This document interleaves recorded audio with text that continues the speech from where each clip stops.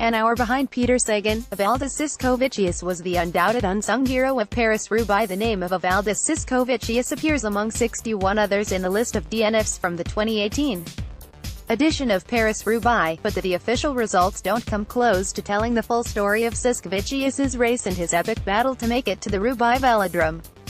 The Lithuanian's goal at the start of the day was simply to finish the race, but things weren't looking promising as he appeared on the radar of the driver of the broom wagon with more than 40 kilometers remaining, riding alone close to the Evaldas sector of cobbles. Greater than Peter Sagan and Sylvain Delay fined in Paris-Roubaix for taking unauthorized refueling. For the next 23 kilometers, Siskevicius rode in front of the minibus, carrying a cargo of a handful of muddied and bloodied abandoned riders with their bikes on a trailer behind, before he was hit by a puncture on the 5-star sector of the Carrefour de l'Arbre. Siskevicius's best world tour result to date is second place on stage 3 of the Criterium du Dauphiné. Credit Tim Dewell, Corbis, Getty Images. This should have been the end for Siskevicius, but he had a stroke of luck after he discovered that one of the other parts of the convoy was a broken-down Delco Marseille-Provence KTM team car which was being taken to the finish on the back of a breakdown truck.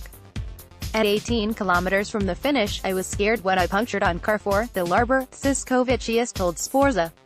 But I was lucky. Amusingly, there was my team car on the tow truck just behind the broom wagon, so I could get myself with a wheel from the back of the team car.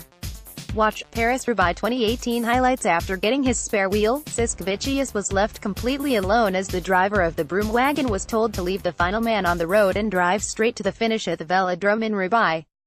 But thankfully the riders in the broom wagon weren't the last to arrive in Roubaix, and at 18.15, an hour after Peter Sagan had crossed the line to take victory, Siskevicius arrived at the velodrome to find one last obstacle in his way.